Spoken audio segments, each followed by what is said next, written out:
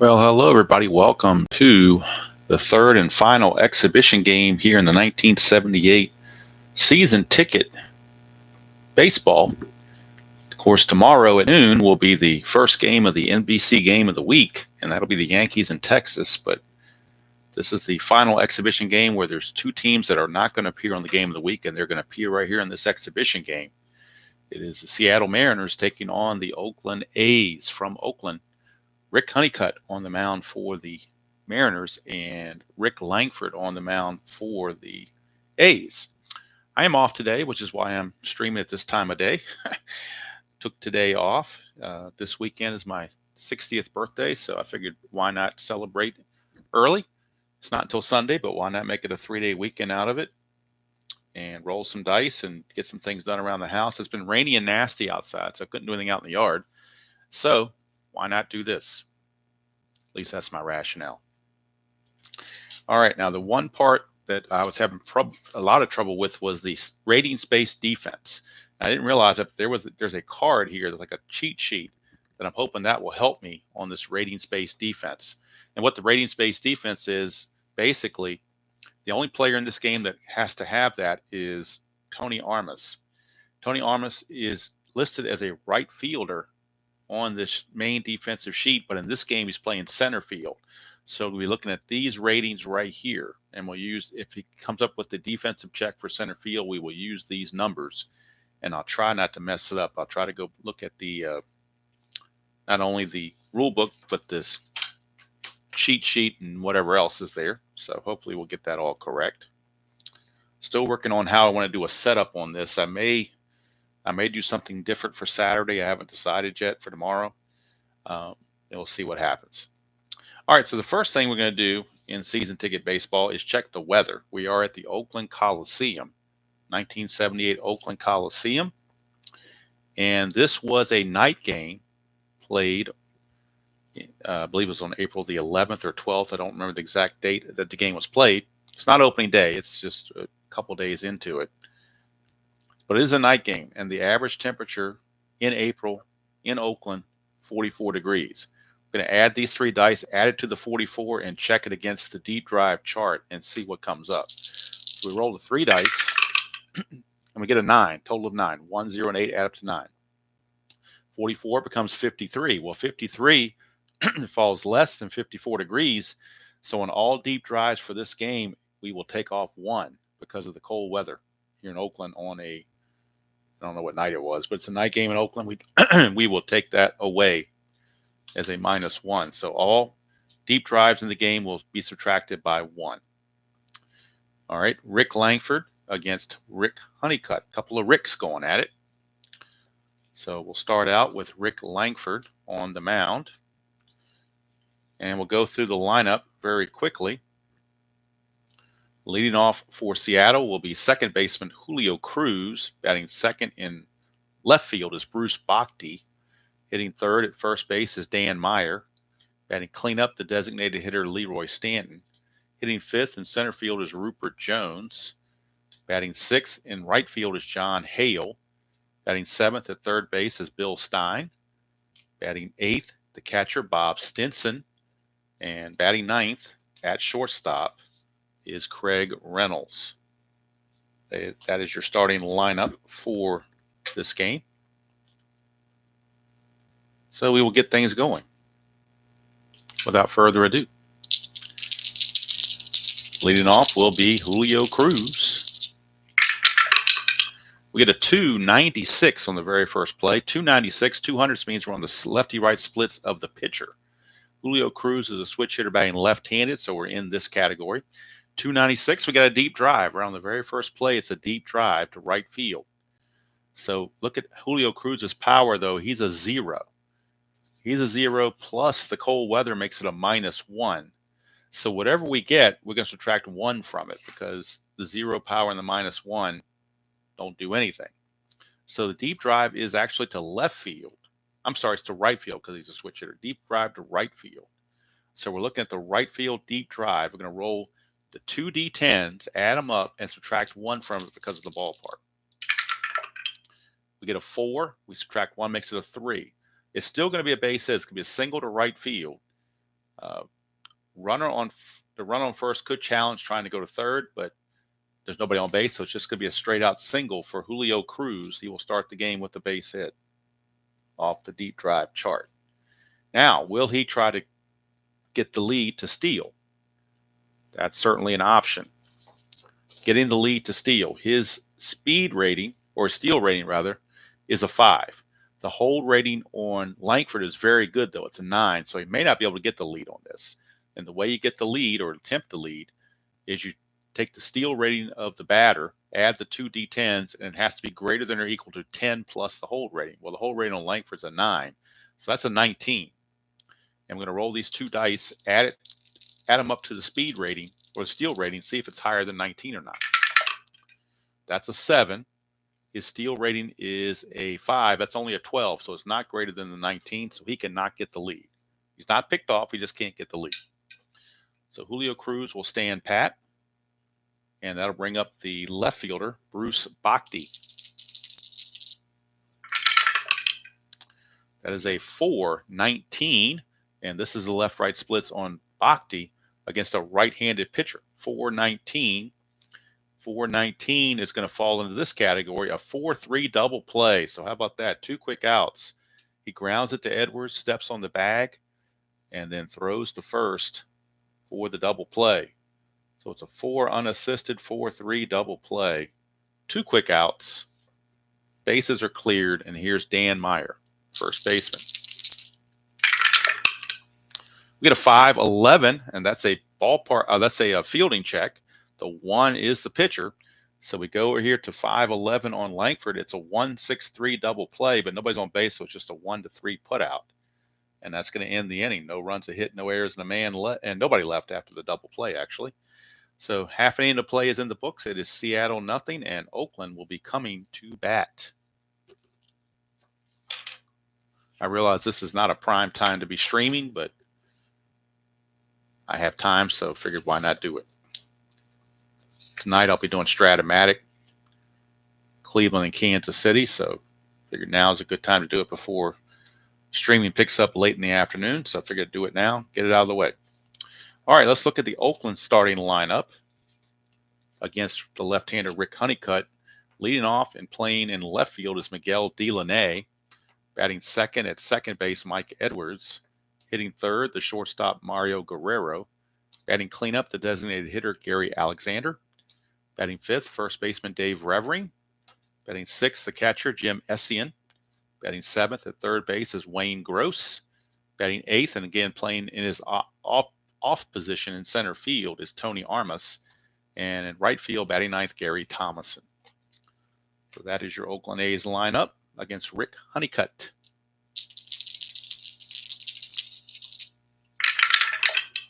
That's a 625. We're going to the ballpark card. We're going to add 10 because the home team is batting, so that changes to a 635. So 635 is still going to be a fly ball to center field.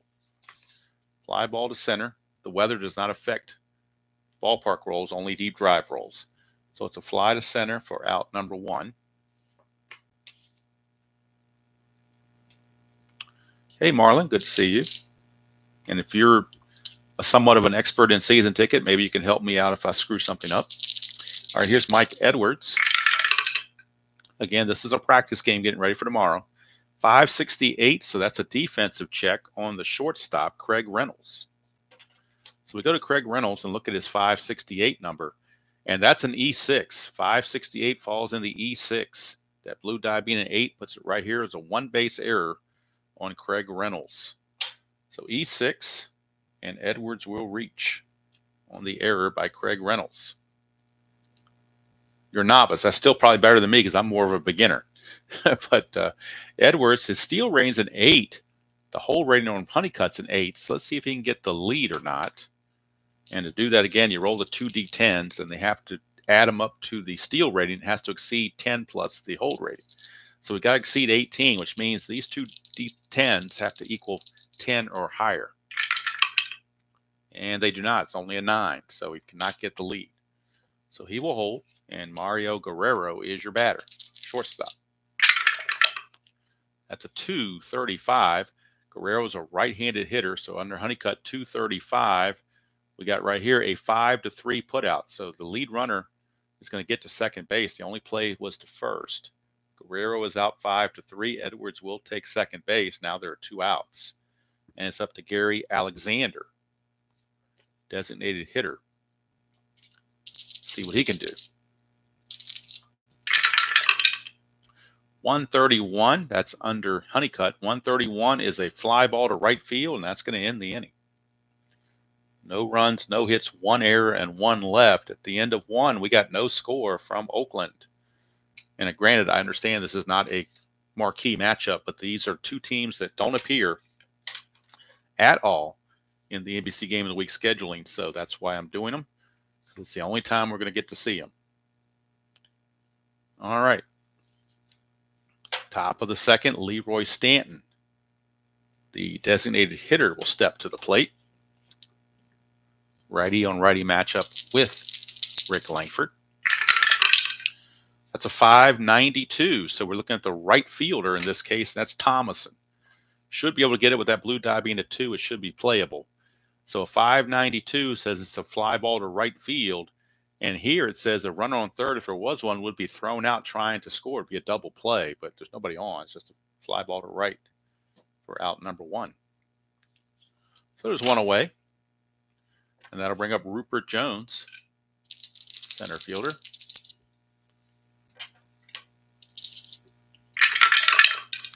.611 ballpark card. 611 is a strikeout. Straight up strikeout on the ballpark card. So that's 2 away. And that'll bring up John Hale. He's in right field. That's a 353. So we're under Hale non-splits. And that's a strikeout. He strikes out 300 to 380. So he must have struck out a lot in real world, because that's a big strikeout range. And that's going to end the inning. 3 up and 3 down, nothing happening for the Mariners. We go to the bottom of the second, still no score from Oakland. Again, I realize this is not the most marquee matchup. This is more for my practice for tomorrow. I'm hoping that I can get more in the flow of things and to correct any mistakes I might make or oversights I might make, so that I can get better at this game. I really like the game. I just want to get better at it. I like games better when I'm more comfortable with them. Right now, my comfort level out of 10 on this game is about a 7, but I want to get it up to about a 9. All right, so leading off would be Revering. Lefty on lefty matchup. 337 non-splits. That's still going to be an infield single for Dave Revering, an infield single for Revering.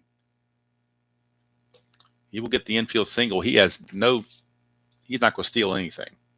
He got caught once. He didn't steal any bases. Got caught the one time he tried, so he's holding fast.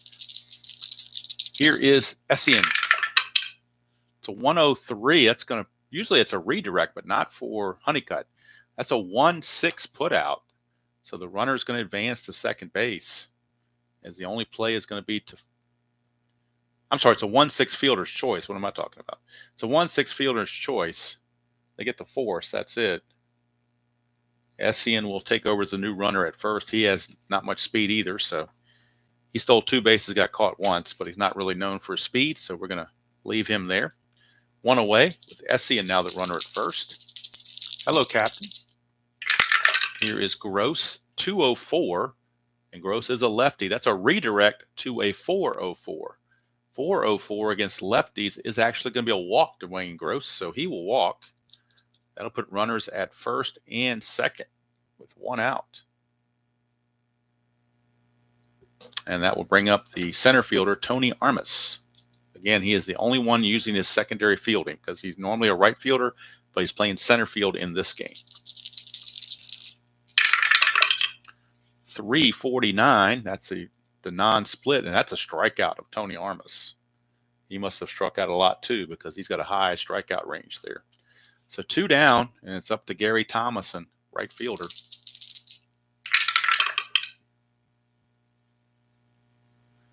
.421 for Thomason is a split against Honeycutt, the lefty. .421 is a 4.63 double play. But with already 2 outs, it's just a 4-6 fielder's choice. And that will end the inning. Yeah, Marlon, I think you're the one suggested me laying them flat. So I think that's a good idea. So I will do that going forward. I will make sure they are flat. So at the end of 2 complete, we got no score from Oakland.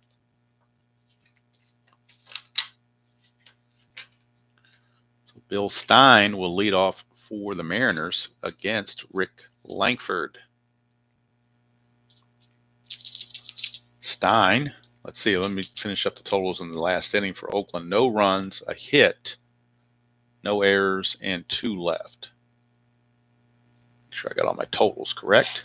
Now we go to the top of the third, and it'll be Bill Stein, Bob Stinson, and Craig Reynolds. 519, that's trouble. You get the blue 9 on a fielding check, that's usually pretty bad. 519 is going to be now normally be an error, but apparently he didn't make any errors on the season, so his error is blank. It's just going to be a single to center for Bill Stein. So leadoff single for Stein. He's not much on stealing, so he will not go anywhere. And here's Bob Stinson. That is a 432, and that's on the splits against the right-hander Langford. 432 is a 4-6-3 double play, so yet another double play turned by Oakland. They turn one in the first inning. They do it again here. And that cleans the board and puts up 2 quick outs for Craig Reynolds, the number 9 hitter. 343. That's a non-split, and that's the last number in the infield hit. So Craig Reynolds will get himself a 2-out infield hit. And let's see, he's a steal of 4, but that hold is going to be very tough for him to get the lead. Might try it anyway, see if he can get that lead, but I doubt it's going to happen. That's a 12, and he's a 4 for a 16, but he had to beat 19 to get the lead. Couldn't do it. So it's going to be hard to get a good lead off of Rick Langford with that 9 hold rating. Here's Cruz. 162, and that is a fly ball to right field to end the inning. Put away by Thomason, and for the Mariners, no runs on 2 hits, no errors, and a man left.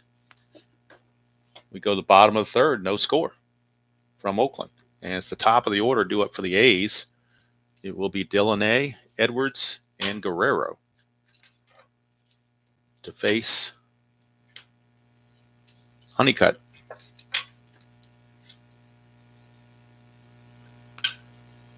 Delaney.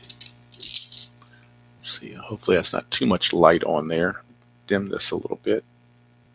Turn it off. Maybe it's even better to not have that overhead light on. Maybe this might be good, better lighting, actually. All right. Here's Delaney. That's a 591. So that should be a very easy play for the right fielder. In this case, the right fielder is, let's see here, the right fielder for Seattle is Hale. So we go to Hale's card. Hale, a 591 is going to be a fly ball to right field. And that's going to be out number 1. Delaney is retired. Brings up Mike Edwards. 367, and that's a non-split check, and that's a 6-4, which in this case would just be a 6-3 ground out. So 2 quick outs, and it brings up Mario Guerrero. That's a 653. He's the home team, so it's now a 663. We go to 663, and it's a 6-4 ground out, but in this case, a 6-3 ground out with nobody on base. And it's a 1-2-3 inning for Rick Honeycutt. At the end of 3, we've got no score from Oakland. Like I said, again, I know this is not a glamour matchup, but these are the two of the teams that do not appear in the game of the week. So wanted to get them out there at least once. And it also helps with my practice. All right, so Bruce Bhakti will lead off for Seattle. He hit into a double play his first time up. Hello, Kenyon. Bhakti hit into the double play first time up. This is a 509. That's a rare play. Anything 500 to 509 is a rare play. The bases are empty. So when you do a rare play with the bases empty, Let's look at the rule book. Pull it up for you. Rare play base is empty. That means we use the rare plays on page 30 through 33. So that's going to be based on what number we roll. So let's see what the rare play might be. It is a 208. So we go to page 30 and look under 208. 208 says no play injury. Pitcher suffers a pitching injury. Roll for pitcher injury page on 25. After pitcher is replaced, roll again normally to resolve the plate appearance. Okay, now do I want to do injuries in this little exhibition? I don't think so. I'm going to skip that. I hope I'm ready for tomorrow. We're practicing. I'm not going to do the injuries though, because I'm not doing it's not it's just a one-off, so it's not really a replay thing to worry about. So I'm not going to, anything comes up injuries, I'm just going to ignore it, and we will move on. Reboot. 440. Bhakti against the right-hander on a 440 is a 4-3 ground out. That's how the top of the second begins. Dan Meyer steps to the plate. 669. 669, and that's going to be a 3-1 ground out. So he grounds out to the first baseman, who flips to Langford covering for out number 2. So an easy play for Revering. He just flips it over to Langford, and 2 quick outs for Leroy Stanton, designated hitter. That's a 170. 170 is going to be a base on balls, so a 2-out walk is issued to Leroy Stanton. Again, he has a 0 steal and a 9 hold, so he's not going to be able to get the lead. No sense even messing with that. Here's Rupert Jones. 392. 392 is a 3-6-1 double play, but in this case, it's just going to be a 3 unassisted because that's the third out. You wouldn't normally throw it to second like that for force on the third out when it goes to first base. No runs, no hits, no errors, and a man left at the end of 3.5. Still no score from Oakland. So both pitchers are either on their game or both offenses are not on their game. You can just figure that one out yourself. It'll be Gary Alexander due up for the A's.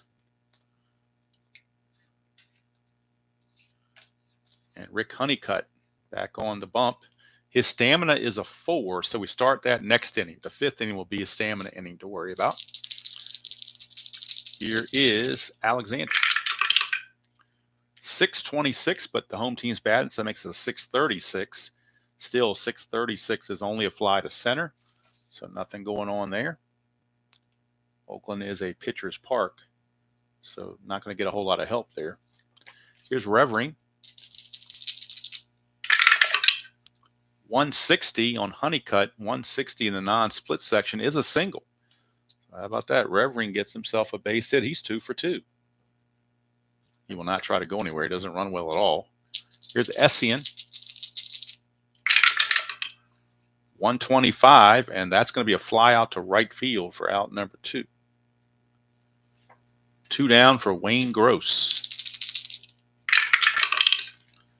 626, and home team makes it 636. So once again, 636. That fly out to center field. Same way the inning started is the way it ends. Started and ended the same way with fly out to center field. No runs, a hit, no errors, and a man left at the end of 4. Still scoreless from Oakland. And we figure out when the offenses might start clicking in here.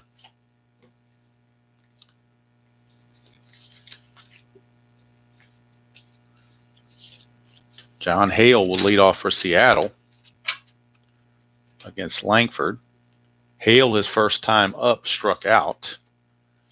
Langford's fatigue is a 5, so his fatigue will kick in next inning. Hello, Ernest. Good to see you. I know, like I said, I know it's an off time for me to be streaming, but I'm off today. So I figured why not go ahead and do it before the streaming front gets busy with other people streaming. So I figured why not do that. Plus, I want to stream tonight for Stratomatic. Kenyon, I haven't played enough games to really give an honest opinion on that. It's different, that's for sure. Strat will always be my favorite. I think inside pitch right now is my number 2. Not saying this is my number 3 because you've got History Maker and Payoff Pitch that are right up there as well. I just got to play more games, that's all. 540. 540, that's a fielding check for the second baseman. And with a 0 on the blue die, it should be easy. Mike Edwards on a 540. That would be a 4-6-3 double play, but nobody's on base. It's just a 4-3 ground out. And Hale is retired. Brings up Bill Stein, third baseman. Singled his first trip. 4-15 off the left-right splits. 4-15 is a 6-3 ground out with nobody on base. Would have been a double play otherwise, but nobody on. It's just a 6-3 ground out. 2 quick outs for Bob Stinson. He hit into a double play his first time up. Oh, we got Suadice. And one that was leaning. He had a little bit of everything on that one. 111. That's interesting. 111. That's going to be a redirect to a 311. So a 311 is going to be a strikeout. Stinson strikes out to end the inning.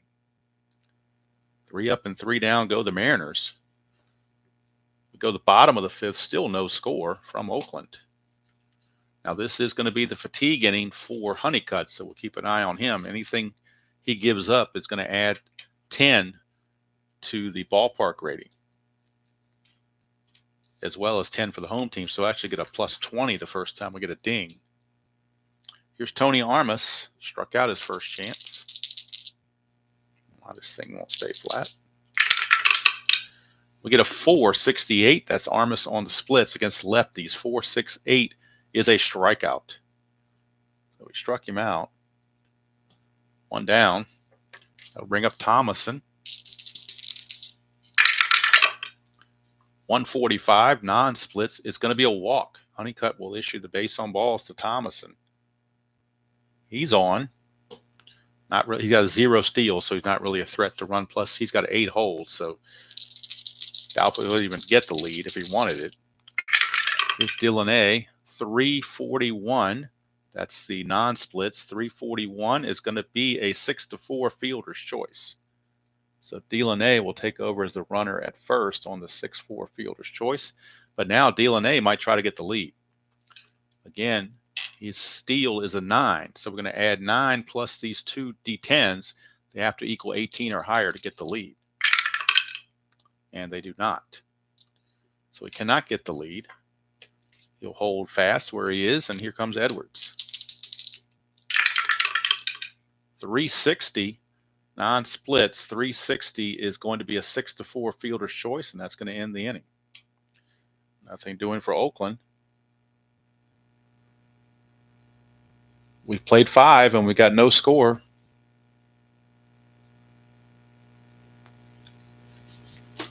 And Honeycutt had a walk, but that's the only thing against his fatigue. So he's got a plus 10 on his mark right now. This will be the fatigue inning for Langford coming up. We'll start adding to his fatigue.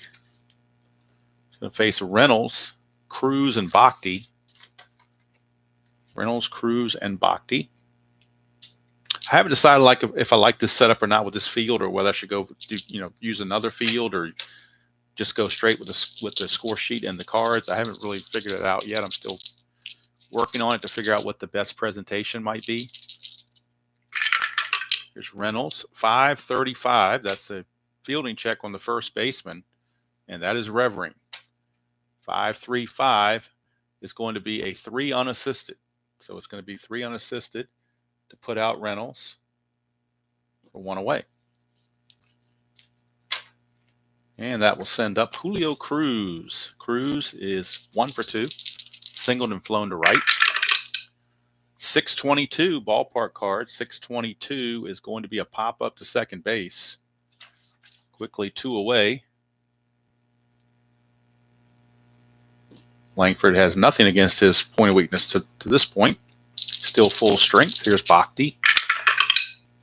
228. That's a split chance. Bhakti's a lefty. 228 is a foul out to third, or it's a pop up to third. We'll see if it's foul or fair 1, 2, or 3 is foul. 4, 5, or 6, the third baseman, Gross, catches it in fair territory. It's a foul ball, so it's going to be a foul out to third base. Lots of foul territory in Oakland. And Gross had plenty of room to make the catch. 3 up and 3 down. Langford keeps all his stamina. He keeps that going. We go to the bottom of the 6th, no score here in Oakland.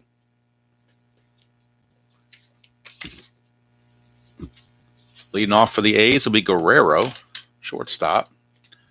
Will be followed by Alexander and Revering, numbers 3, 4, and 5 in the order.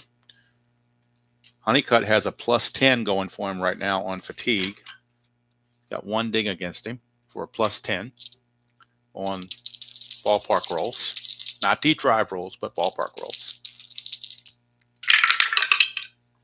That's a 101. 101 is a 1 to 6 ground out, but in this case, just a 1-3 put out, or out number 1. Doesn't have any redirects in the pitching area here. He does have a few of them on his split, but not on the non-split set. Non-split side, there are no redirects. Here's Gary Alexander. 435 against a lefty pitcher. 435 is a 6-3. I'm sorry, 435 is 6-3 ground out right here. 21 to 37 is a 6-3. Would have been a double play, but nobody's on base.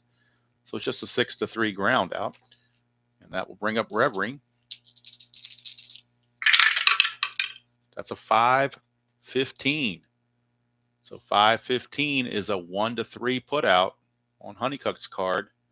A very easy inning for Honeycutt, and there's not much going on offensively in this game. Don't know if it's just the bad offenses of both teams or whether both pitchers are just on their game. Like I said, could be a little bit of both.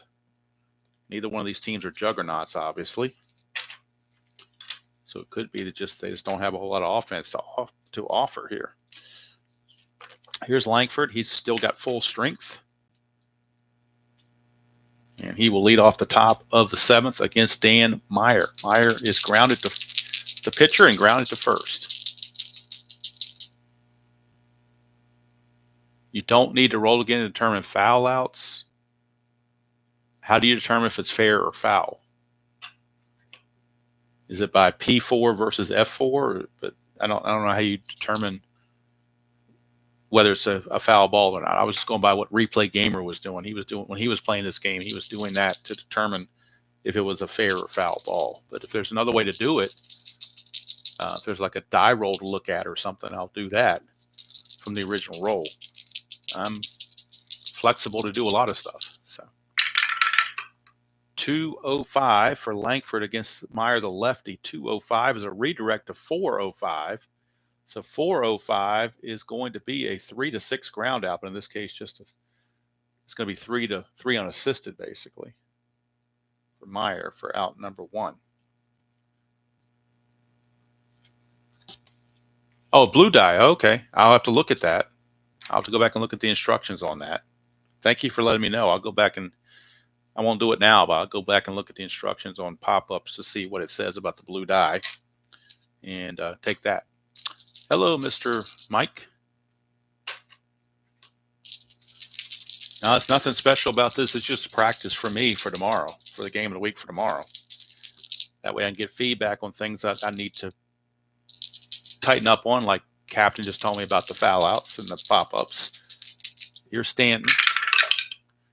177, and that's going to be a single to right field.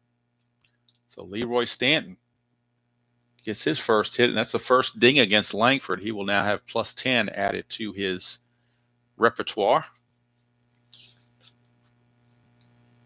1-out single. But he's not much of a threat to run to try to get a lead or anything like that, so he will just stay put. And Rupert Jones is your batter, center fielder.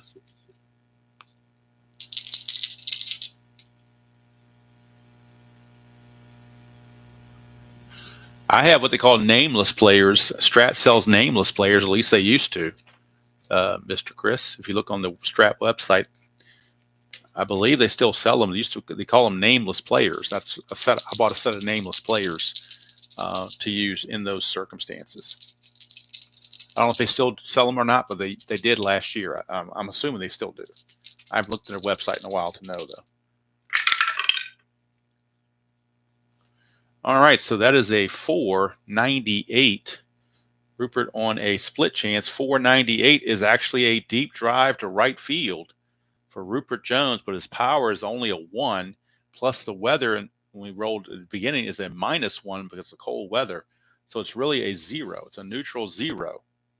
A neutral 0 on this. Neutral 0. Now, I don't know, Captain, you can let me know right off the top of my head. Do you have to add 10 to the deep roll when the pitcher is fatigued, or is that only for this part here? I know I could look in the rule book, but I really don't want to stop right now to do that. If somebody can give me instantaneous feedback, that would be better.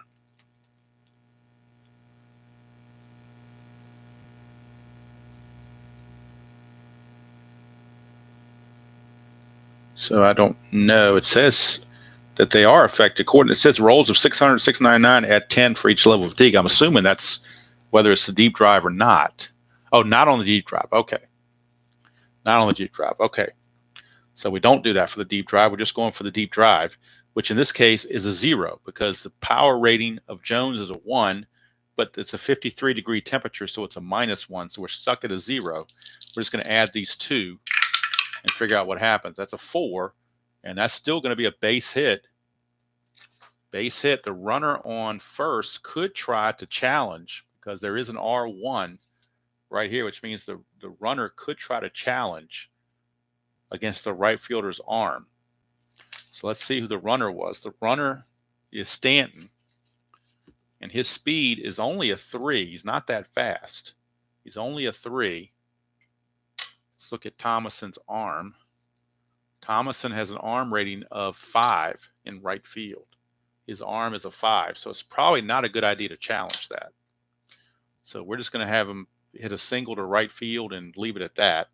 First and second with 1 out. No sense getting thrown out on the base pass and ruining what you had going on. So it's first and second with 1 out for John Hale. And now that's 2 numbers against Langford now. He'll go +20 if we get a 600 roll. That's a 461 against the right-hander. 461 is a pop-up to third. And you say, look at the blue die. The blue die is a 1. So I don't know if, off the top of my head, without looking at the rule book, is that a foul out or a...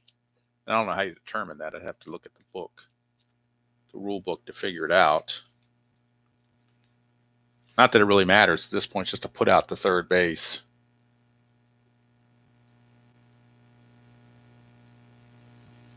Doesn't really matter if it's fair or foul. It's just for aesthetics at this point. All right, here's John Hale. Oh, that was John Hale. My bad. That was John Hale. Or did I misread that? Did I have Rupert Jones? I had Rupert Jones's card there, didn't I? Should have had John Hale. I had the wrong batter in there. I didn't switch batters. All right, so let's look at it again. 461 is going to be a strikeout. Instead of a pop to third, it's actually a strikeout. So it's a moot point either way. 1 to 5 is a foul out. Okay, thank you. That's a good thing to remember. 1 to 5 is a foul out. 6s are in play. Everything else is foul. But in this case, I had the wrong batter up there. I still had Rupert Jones up there. So the 461 result was actually a strikeout on John Hale's card for out number 2. So that's still 2 down and 2 outs for Bill Stein. That is a 591, and with a 1 blue on the blue die, that's going to be pretty simple for Thomason to deal with. 591 is going to be a fly to right field to end the inning. So Seattle will leave 2 on base. And we go to the 7th inning stretch. We still have no score from Oakland. I don't know how much longer I want to go with Langford because he's already a +20, but he's been avoiding the 600 rolls, so he's been getting a break on that. In fact, both pitchers have been getting a break, as was mentioned.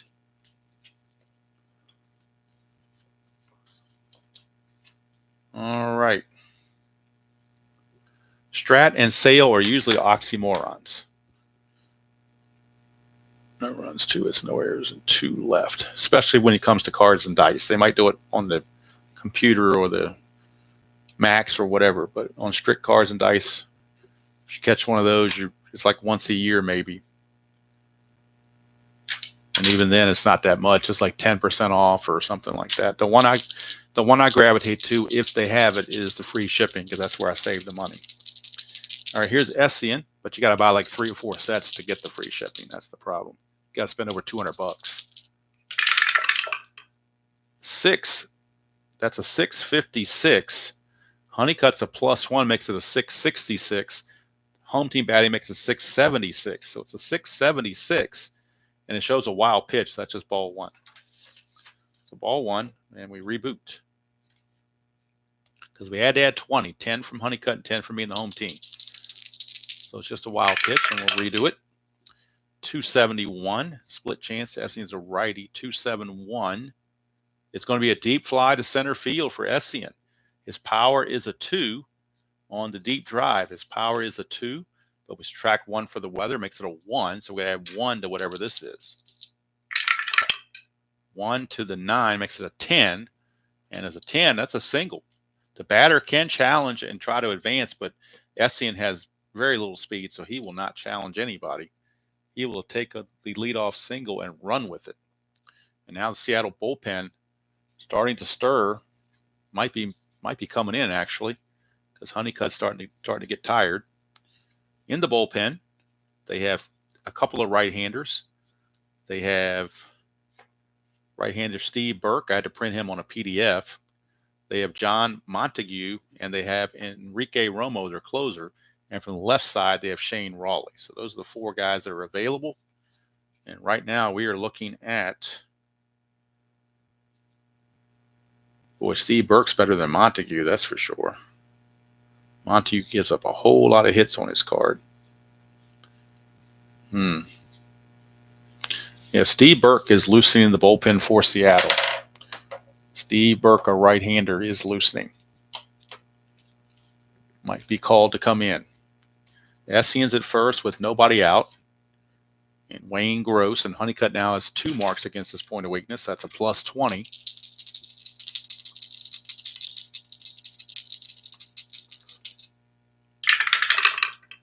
Oh, another 600 for Honeycutt. Not a good thing. 624 becomes a 654, because we're going to add 20 from Honeycutt and 10 from the home team. Makes that a 654. So 654, still going to catch a break. 654 is a 5-4 putout, so it's going to be a fielder's choice. Wayne Gross will reach on a 5-4 ground out as Stein throws to second to retire Essien for out number 1. But boy, we're really playing with fire with these, adding up all these extra things here. So that's going to be it for Rick Honeycutt. He will leave. And right-hander Steve Burke will be coming on for the Mariners. In 18 games in 1978, he was 0-1 with a 349 earned run average. 49 innings pitched. To his credit, surprised that he didn't have an actual card. I had to go off the PDF for him when he had 49 innings. But I think Seattle used so many pitchers that just could card everybody on the printed set. So Burke is in to face Tony Armas with 1 out and a runner at first. So Honeycutt could still lose it. Can't win it, but he could certainly still lose it if the runner on first base, Gross, actually scores. So here's Armas against Burke. Hey, Dan, good to see you. All right, here's Armas. Burke to Armas. That is a 165, and a 165 is going to be a walk. So Burke comes in and walks Armas to put 2 on with 1 out. We're in the scoreless game in the bottom of the 7th. And Gary Thomason is the batter, number 9 hitter. 281, and that's on the split chance against a left-handed hitter. 281 is going to be a redirect to a 531. So a 531 is a defensive check for the first baseman, and that is Dan Meyer. So it's going to be redirect from a 281. It's going to redirect to a 531. So 531 is a 3-6-3 double play. How about that? That redirect really killed him there. That's going to end the inning. 3-6-3 double play takes care of business for the Mariners. And Oakland comes away with nothing. And that's going to close the book on Honeycutt. He will get a no decision.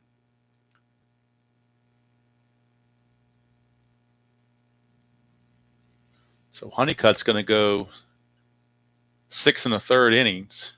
He's going to give up just 3 hits with no runs.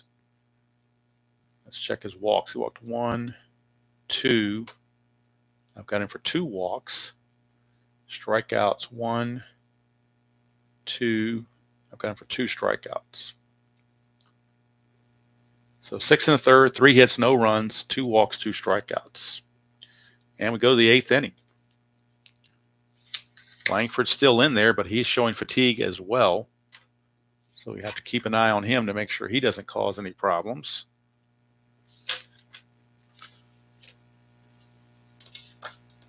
They do have bullpen activity in the A's bullpen. They've got one left-hander, Bob Lacey. Everybody else is right-handed. So in their bullpen, the available participants, Pete Broberg, Joe Coleman, Dave Heverlo, however it's pronounced, and Elias Sosa.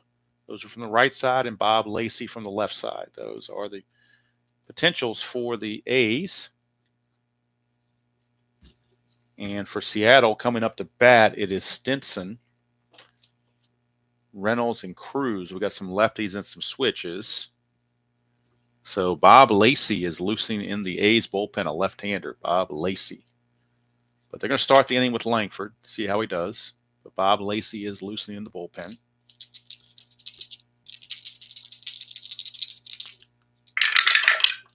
That's a 242 switch here for Stinson. So we're coming over here to this section. 242 is a the fly ball to right field. Fly to right, 1 away. And that'll bring up Craig Reynolds. So as long as these pitchers avoid 600 numbers, they're okay. Oh, we got flopping dice here. Let's redo that. And as soon as they avoid the 600, they don't avoid it. That's a 653. He's got 1 knock against him, makes it a 663.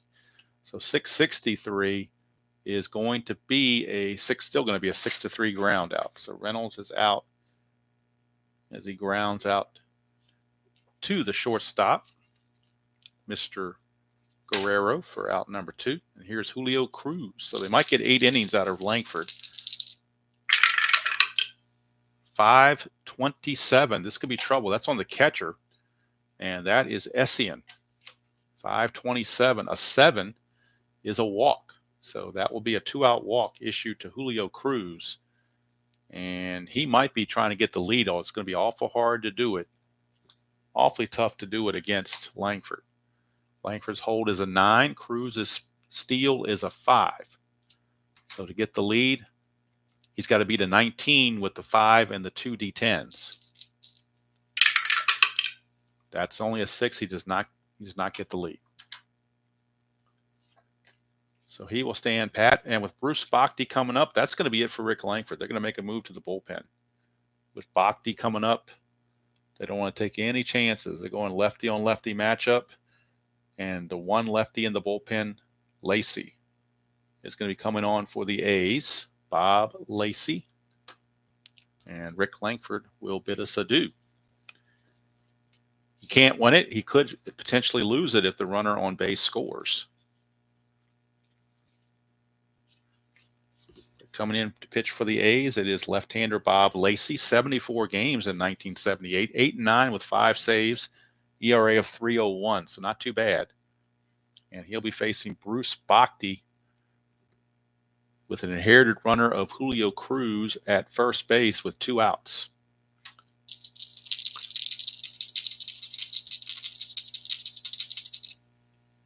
Hello, World's Worst. Good to see you.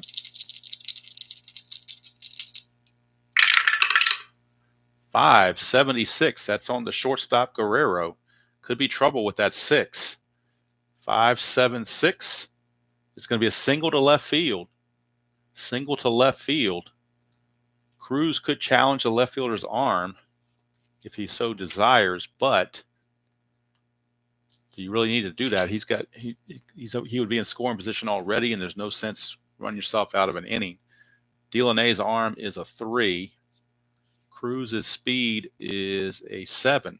He could actually know we're going to challenge it. We're going to see if he can get to third base. So Cruz's speed is a 7. Delaney's arm is a 3. So when you challenge the outfielder, it's just for practice and nothing else to make sure I'm doing this correctly. If you challenge the outfielder arm, we're looking right here at the quick play sheet. You challenge the arm, we're going to add all 3 dice to the speed and compare it to 10 plus the arm. So the arm of Delaney is a 3, so he's got to beat a 13. So these 3 dice plus the speed have to beat 13. Well, the speed is already a 7. So these 3 dice just have to beat a 6. And they do. So they definitely do that. And that means he will take third base. So runners now at the corners. And Leroy Stanton is your batter with runners at the corners and 2 outs. Biggest threat yet of this game, but it still requires probably a 2-out hit from Stanton to get it done.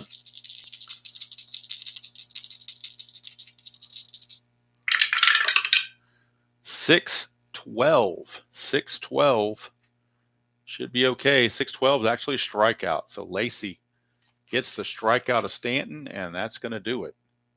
Seattle will leave 2 on base. No runs, a hit, no errors, and 2 left. Close the book on Langford. Langford will go 7 2/3 innings. And he will give up 5 hits, no runs. He walked 1, 2. I've only got him for 2 walks. Strikeouts 1, 2, 3, 4. 4 strikeouts is what I've got him for. So we go to the bottom of the 8th. Still no score from Oakland. Bottom 8.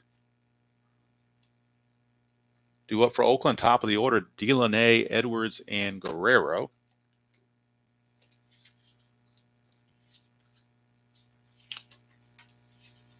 So Lacy did his job. So with Burke coming up for his second inning of work, it'll be switch hitter Delaney and then 2 right-handers. So a switch and 2 righties.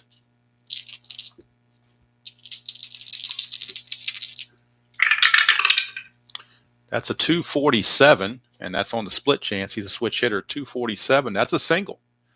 Leadoff single for Delaney. And we'll see if he might be looking to steal. He's got a 9, so he's definitely looking to steal 50 bases on the season. So to get the lead, he's got a 9 steal rating versus a 0 hold. So this is almost automatic. He's going to get the lead. I think that's pretty much guaranteed. It is. So he gets the lead. Now we're going to steal. So to steal with the lead, we're going to take the speed of the base runner plus the 3 dice, and has to be greater than or equal to 10 plus the arm rating of the catcher Stinson. So Stinson, his arm rating for Stinson, if I can find it, here we go. Stinson's arm rating is a 4, so it has to beat 14. So his speed rating is a 4. That means these 3 dice have to add up 10 or higher to be safe. 10 or higher, he makes it. 9 or less, he's thrown out. That's a 10, a 13 actually, so he makes it. Stolen base for Delaney. That could be big. He's in scoring position with nobody out for Mike Edwards.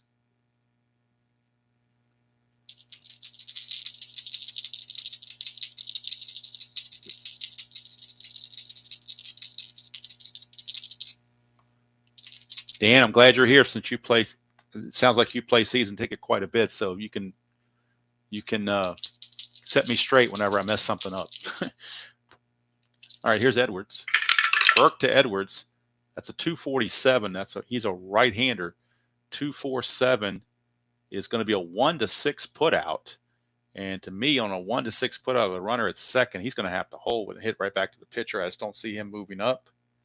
Don't know if that's a provision in the rules, Probably is that I didn't see, but to me, yeah, right here it says unforced R2 holds in second base on a 1-6. So he's going to hold. So that's what the rules say.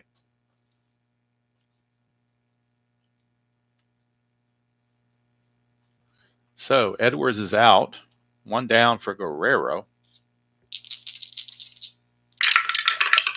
That's a 113, and that's going to be a fly ball to left field for out number 2.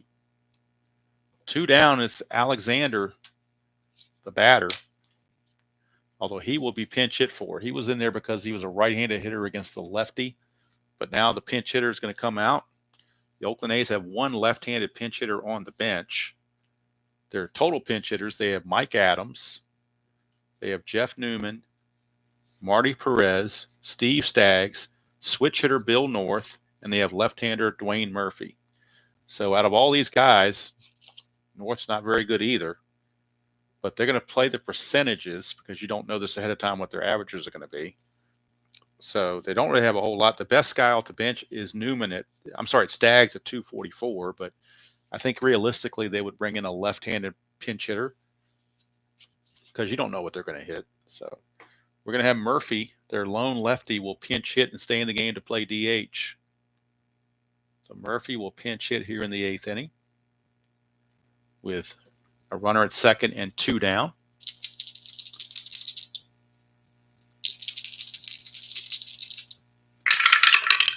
That's a 398.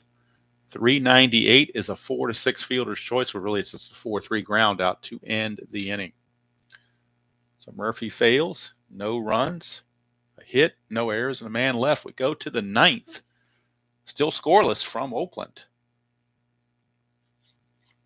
Will anybody score a run? Lacey's back. That's all for Burke. He's done. We'll cap Burke with that. Now Murphy, of course, will stay in the game as a DH going forward. Due up for Seattle will be Rupert Jones, the left-hander. I'm sorry, Stanton, not Rupert Jones. My bad. Stanton. It'll be Stanton, Jones, and Hale. Righty and 2 lefties. Of course, they could pinch hit for one of the lefties.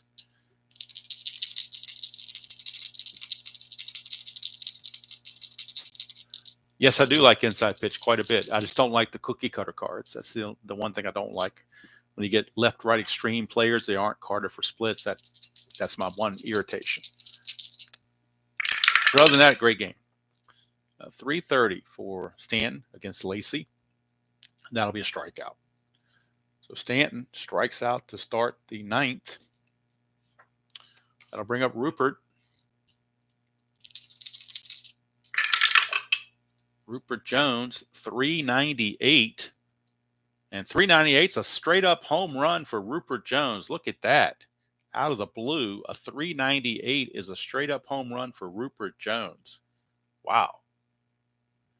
Rupert Jones, a solid home run to break the shutout. And now Enrique Romo for Seattle is loosening. He will come in to pitch the 9th to try to get a save.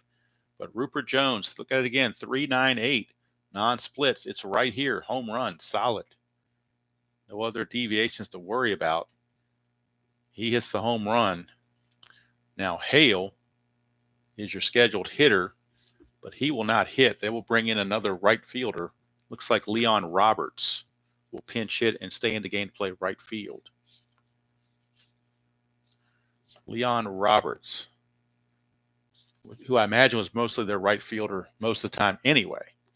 But in this case, he had 472 at bats. So Roberts will take over in left field. He'll pinch hit for Hale and take over for right field in the 9th. Leon Roberts. Lacey a little bit befuddled by the home run he gave up. 391. Almost another home run. 391, though, is going to be a single. So he almost gave up back-to-back jacks, but that is a pinch hit single for Roberts. His steal is a 0, so doubtful he can even get the lead. So they will hold him here on first base. And here's Bill Stein. It's a 194, and that is a bloop single to first base. So with it being a bloop and less than 2 outs, the runner can only get one base. So Bill Stein will single. And now you wonder if Lacey might be looking for some relief. The A's are gonna go to the bullpen. That's it for Bob Lacey. He's coming out, and they will go to a right-hander out of the bullpen. They'll go ahead and go with Elias Sosa. Why not? So Elias Sosa will be your new pitcher for Oakland to try to keep the game at 1-0 as best as possible. Lacey can't close the book on him, but he had a rough outing. He went 2/3 of an inning, gave up 4 hits, and so far 1 run. Did strike out 2, but he gave up 4 hits. So now Stinson against Sosa with runners at first and second and only 1 out, facing Elias Sosa.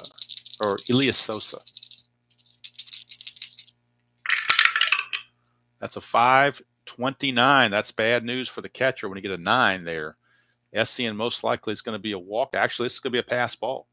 Look at that. 5-29 is actually a pass ball. So it'll be a pass ball that will send the runners into scoring position, second and third, and that's going to force the infield to come in. They're going to have to bring the infield in as Essien let that one get past him for a pass ball.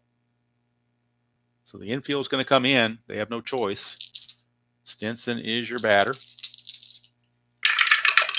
We get a 6-19. 6-19 is going to be a pop-up to second base. Pop-up to second base for out number 2. So that keeps everybody where they were. And here's Bhakti. Pretty good hitter, Bhakti. I'm sorry, not Bhakti. It should be Reynolds. What is Bhakti doing up there? Should be Reynolds. I don't know how he got out of position there. It's Craig Reynolds, the batter. Still pretty good hitter at 292, but now there are 2 outs. So 1 out away from getting out of this.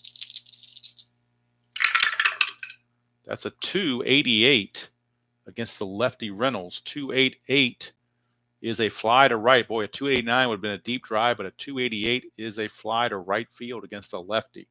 And that's going to end the inning. So Sosa does his job, keeps the Mariners from tacking on anything else, but the Rupert Jones homer has given the Mariners a 1-0 lead, and Enrique Romo will be coming on to try to save it for Seattle. Enrique Romo. He is their de facto closer in 1978 before he would go on to Pittsburgh in 79 and be part of the We Are family. It is going to be Enrique Romo. 11-7 with 10 saves. Close the book on Burke. He goes an inning and 2/3, and he gives up a hit and a walk. No runs, obviously, and no strikeouts, but he is in line to be the winning pitcher. Romo would get the save, and Burke would get the win if the score stays 1-0. Bottom of the 9th for the A's, it's Revering, Essien, and Gross, the scheduled hitters. Not sure if Essien's going to bat or not. Revering will, obviously. He's a 271 hitter. We're not going to mess with him.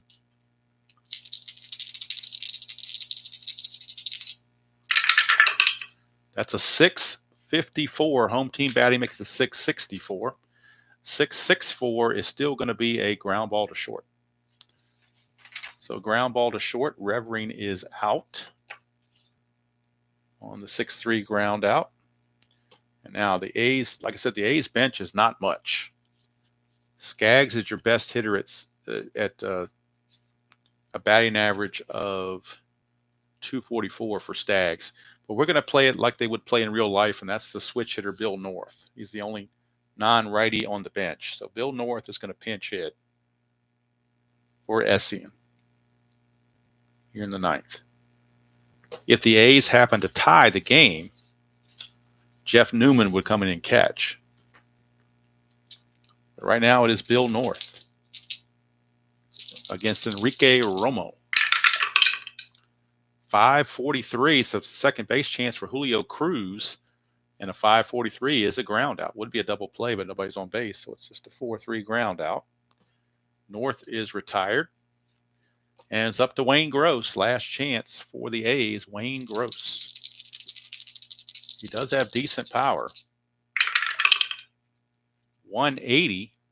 180 is going to be a walk. So Romo will walk Gross with 2 outs to extend the game to Tony Armas. So Armas will get a chance. Let's see if there's anybody on the bench that can run. Maybe we pinch run for Gross. Staggs doesn't have much speed. Neither does Perez. No, they just don't have much on the bench at all, so we're stuck with him.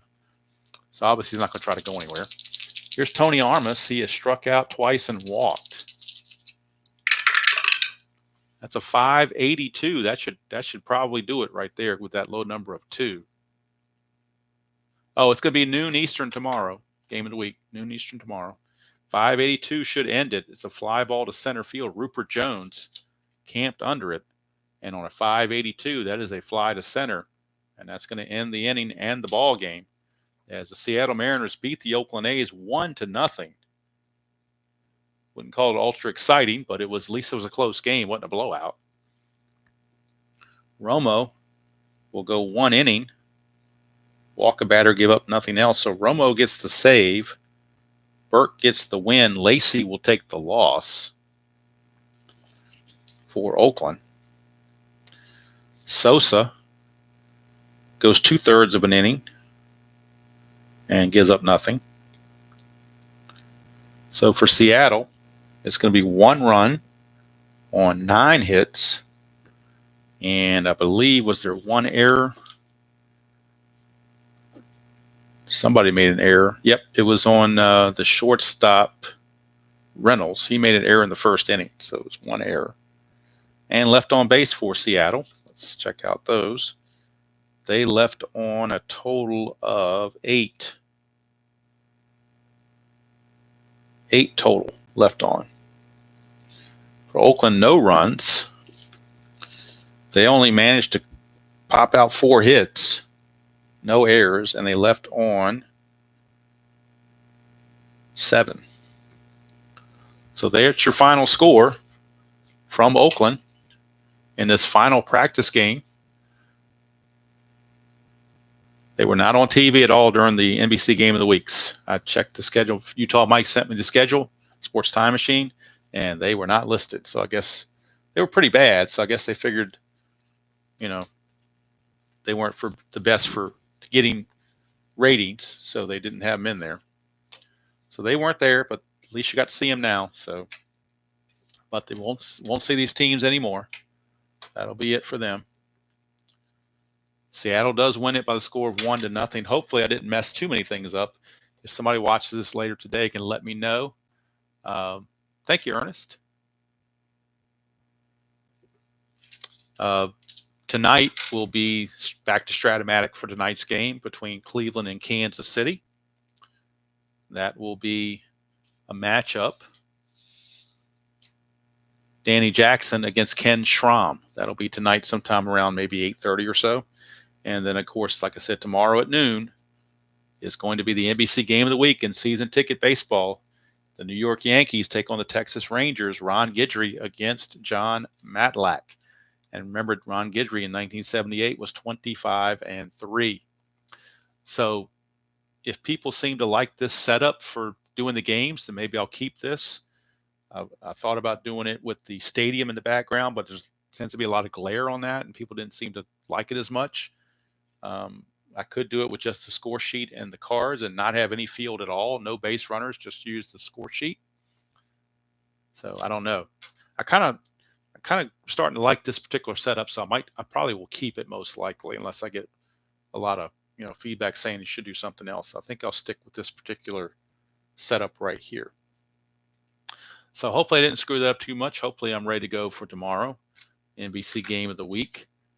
We didn't have any situations where the ratings-based defense came into play. I kind of was hoping it would, but it didn't in this situation. But I can keep looking over the rule book and keep looking over the the little cheat sheets that come with the game, like the little ratings-based defense card they give you there to kind of help you figure things out. So Clay is very good about his rule book. It's usually pretty easy to understand. It's just a lot of things to remember. Sometimes you can't remember all this stuff that's in the rule book because it's a big rule book. But it's a good game. I certainly am enjoying it. Um, it's definitely in my rotation now I picked it for the NBC game of the week, so I had to like it. so, but I like this game. I still want to get back to maybe doing some fall classic later on because I bought that season. And the little bit I did play it, I did enjoy it. Of course, Inside Pitch is a great game. Season Ticket, obviously, this one's a great game. Stratomatic, you know what I think about Stratomatic. And History Maker, also like History Maker. So, because I'm doing the 1990 Cincinnati Reds replay. But that's good to go from here on this unusual time for me to stream because I happen to be off today. Usually I'm at work at this time of day, but I'm actually here. So hopefully you all enjoyed that presentation of Season Ticket Baseball. And like I said, any feedback is appreciated if I did something incorrect or if I skipped a step or if I failed to look at something I should have looked at. Like I learned this thing now about the pop-ups to third and first. If it's a 1 to 5, it's foul. If it's 6, it means it's in play. So little idiosyncrasies like that are nice to add in. But it's a lot to take in, particularly when you're playing multiple games. If I was only playing Season Ticket, I probably already have it down pat by now. But when I'm playing at least 3 or 4 games at one time, you can kind of get lost in the rules there. But anyway, player of the game, Rupert Jones, his home run top of the ninth did it for Seattle. So until tonight for Stratomatic, Cleveland and Kansas City, or until tomorrow at noon Eastern with the Yankees and Texas right back here at Season Ticket Baseball, that'll do it from here. Again, thank you all for spending part of your afternoon with me. Until next time, enjoy playing whatever game you choose to play, however you choose to play it. I'll see you all down the road.